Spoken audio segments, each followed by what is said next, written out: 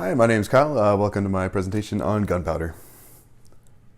So we're going to start off with a brief history and evolution of the invention. So what is black powder? The first version of gunpowder was called black powder. Its chemical properties are about 75% saltpeter, which is potassium nitrate, 15% charcoal, and 10% sulfur. And when ignited, it produces about 40% gas and 60% smoke. And it was soon realized after discovery that the compression of this gas caused by ignition could be used as a propellant. So it was discovered in China, so we'll get into the Chinese origins. So Taoism was a popular Chinese philosophy, and around the 8th century, it began to incorporate many mystical and supernatural elements, and this led to a rise in Chinese alchemy. So these Taoists and alchemists, they believed that there were 5 fundamental elements of the world: wood, earth, water, metal, and fire.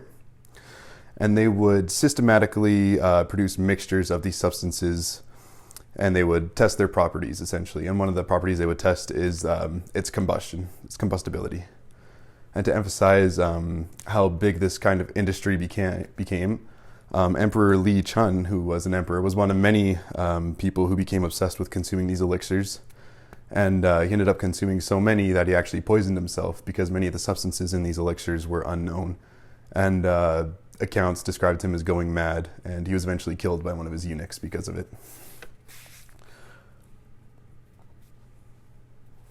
So once discovered, it was first used in fireworks and signals, and many people erroneously believe that the Chinese didn't adapt gunpowder in violent uses, but the use of powder as a weapon in China took off between the 10th and 12th century. Initially used in incendiary weapons like the Firebird, which was basically like a little container filled with gunpowder and a little fuse, and it was tied around a bird's neck, and the idea was for it to land on enemy territory and set it on fire. One of the first propulsive weapons was called the fire lance, and it was basically bamboo with gunpowder in it, and it would shoot like flaming arrows or metal shrapnel. And these weapons became very important in the war against in the Chinese versus the Mongols. And by the 13th century, the Chinese were already manufacturing crude versions of modern-day guns out of like brass and iron. And then in the 13th century, the gunpowder made its way to the West. So here's a picture of the fire lance. So we can see here, this is the bamboo, and there's a fuse there, and it's obviously shooting some kind of metal shrapnel. And here's an interesting graph. The y-axis is the ratio of barrel length to muzzle bore of firearms, and the x-axis is the year. So it's from 1300 to 1450 in China. We can see the trend is that the barrel gets longer and the muzzle bore gets smaller. So it's starting to look more and more like a modern day gun. Some methods of production. So the first method of production was basically just mortar and pestle. Yeah. And then moved in the 15th century. It was hydro-powered crushing devices called wooden stamps, and these would mass produce it. And then finally in the Industrial Revolution, it was becoming factory produced by huge metal crushing devices. And an example of that would be the Frankfurt powder mill in Philadelphia, which no longer exists, but it was a big deal at the time. Some improvements along the way. Black powder burns on the surface. So in its powdered form, it ignites extremely fast, and it's unpredictable and dangerous. So in the 15th and 16th centuries, Europeans began experimenting with turning the powder into a granular form to be able to control the burn time.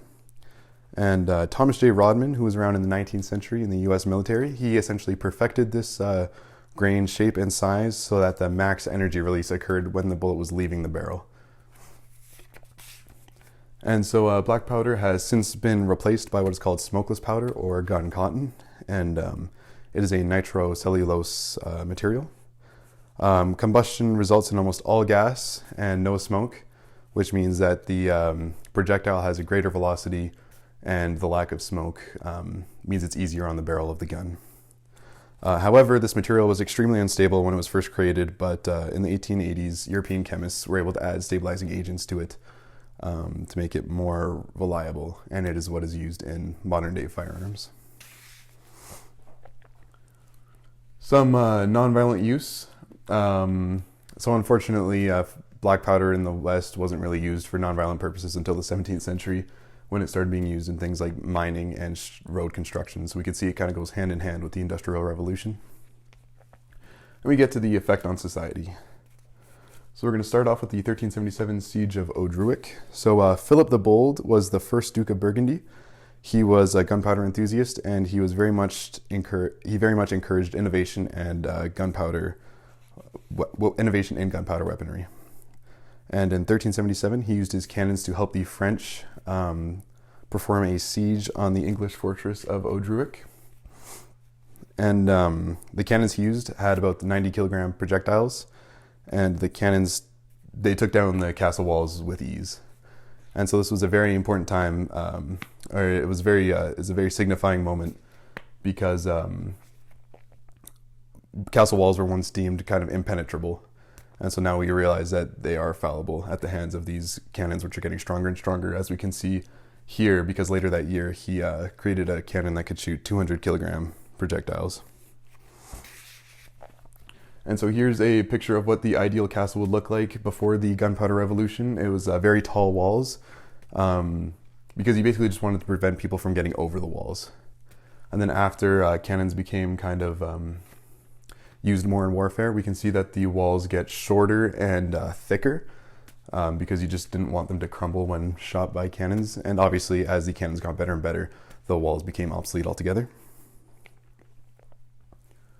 As castle walls became obsolete, there became a need for mobile infantry, because the advantage in war had shifted from defensive to aggressive.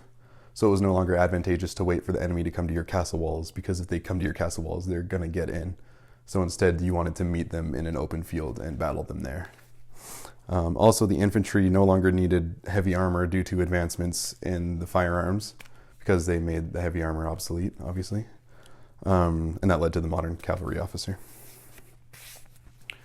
So Geoffrey Parker is a historian, and he had an interesting theory, which is that so only the wealthy and large political entities could afford gunpowder production, the production of gunpowder weapons, and large armies.